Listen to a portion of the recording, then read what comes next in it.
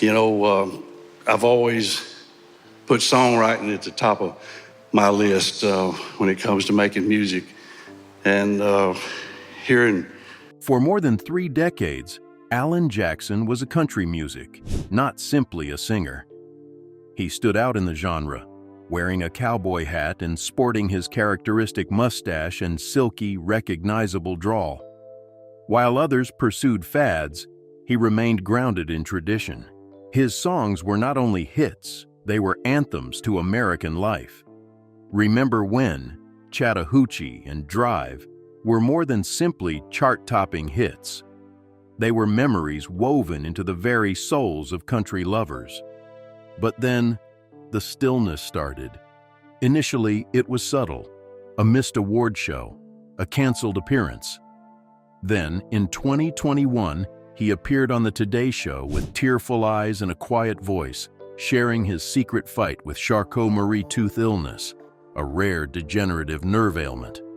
Suddenly, everything made sense, or so it appeared. But underneath the headlines about his health, another tale was slowly unfolding, one of betrayal, rejection, and misery. The man who had given everything to Nashville was starting to feel out of place in his own home. Alan held steady as the sound of country changed into something glossier and more commercial, leaving him increasingly alone. This was more than just a narrative about disease. It was about an industry that ignored its most powerful voice, about a legend who preferred stillness over show. And so, when Alan Jackson eventually left the stage, he did it quietly, saying, "I'm done." This is the story of why the music faded and why Alan Jackson may never return. When Alan Jackson appeared on the Today Show in 2021, supporters expected a commercial appearance, perhaps a light-hearted conversation about music or family.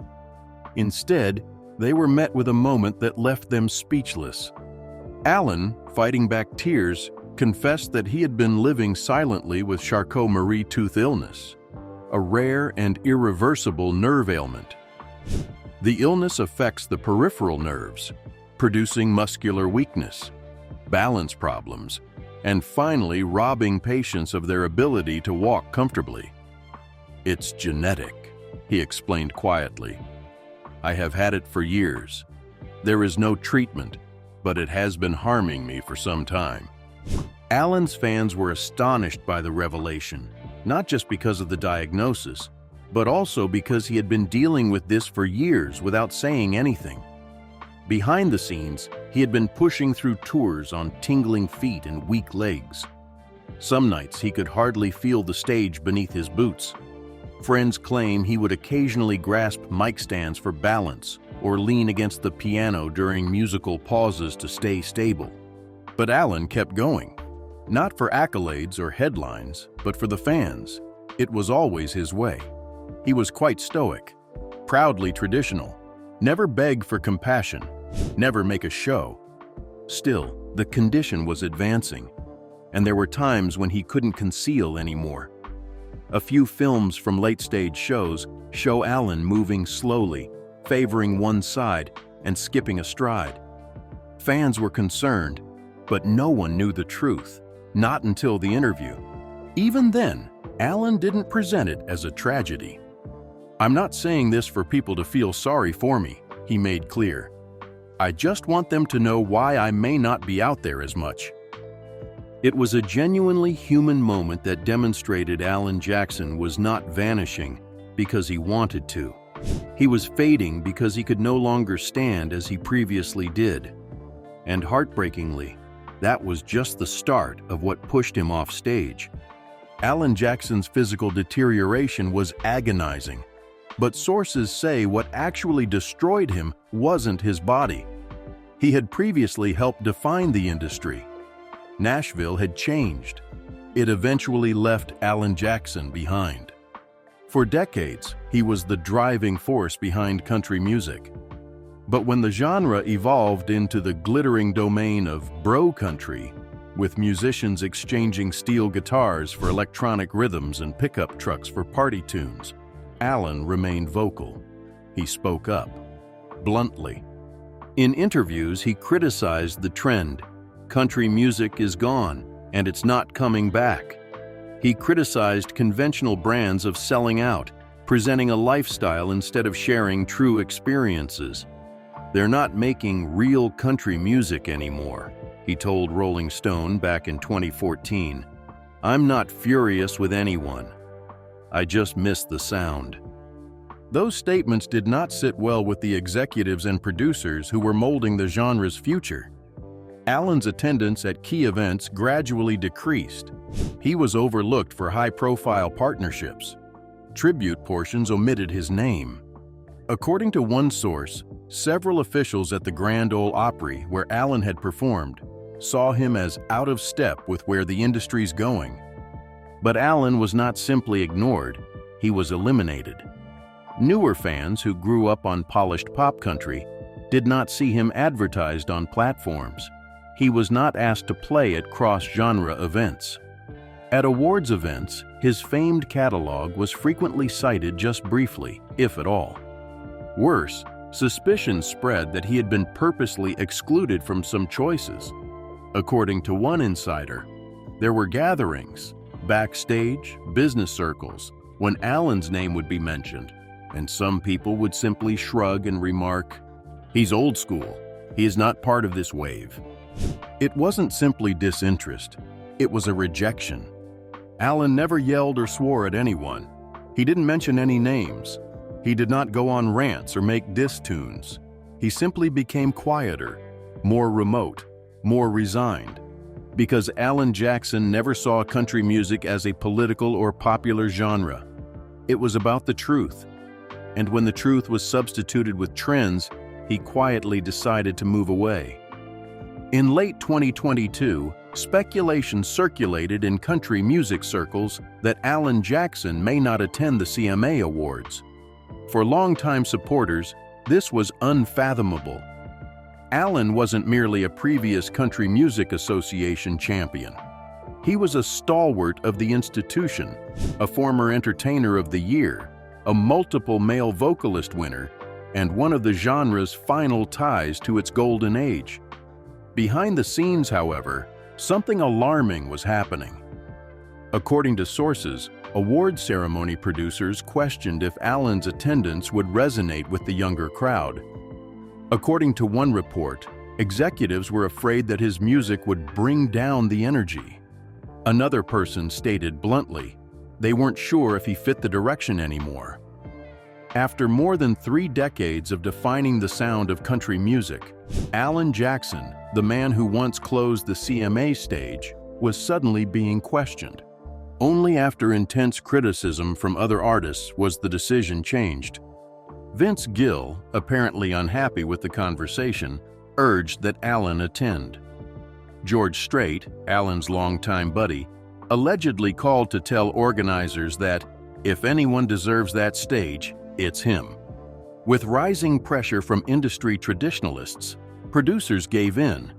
But when Alan eventually took the stage, the scene was bittersweet.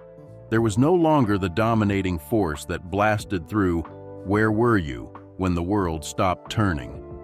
In its place stood a man who appeared feeble, sluggish to move, yet unbelievably dignified. He did not address the drama. He did not complain. He merely performed, his voice weaker and his gaze far away, before softly exiting. His performance only lasted a few minutes, but to those paying careful attention, it felt like a farewell. There were no headlines regarding the backstage drama. Alan would never reveal what occurred. Fans who were aware of his legacy and who recalled what that platform had meant to him could sense the difference. The spotlight did not beam in the same manner. The applause was not as loud. Alan Jackson, the calm king of country, appeared to be aware of this. That night, it became painfully clear.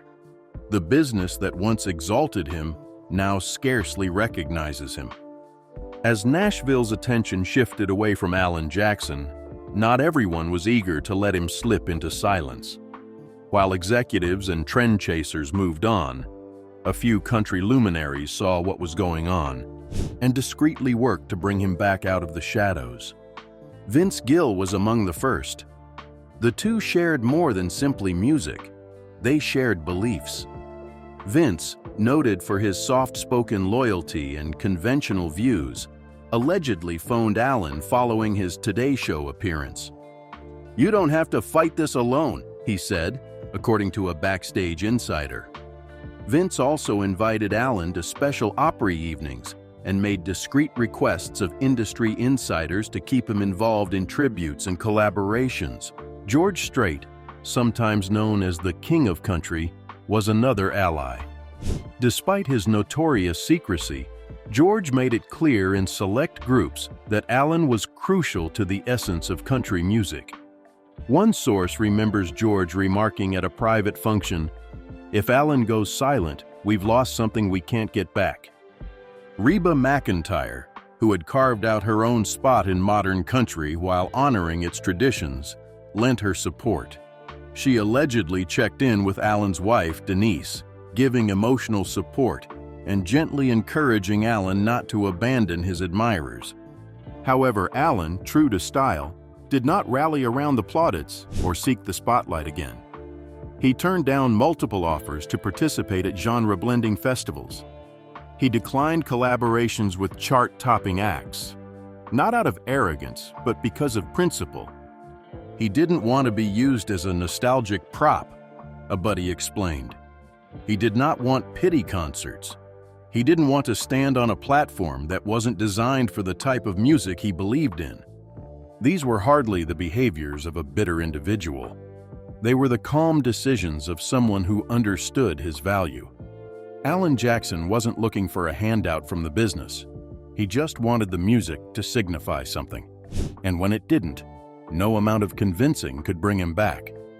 Even friendship, no matter how deep and sincere, couldn't save a guy who no longer recognized the stage he used to control. By the time Alan Jackson arrived at the 2023 CMA Awards, murmurs had come to certainty. This was it. He wasn't the headliner. He was not the center of attention. There was no major homage or spectacular introduction. A simple walk-on, a brief, stripped-down performance, and a guy who appeared to be carrying a lifetime's worth of weight on his shoulders. But for those who had followed Alan's journey from Georgia honky-tonks to the pinnacles of country glory, it was not what he said that mattered, but how he moved. His gait was slow and deliberate. His hands, once flowing around a guitar, were now rigid at his sides.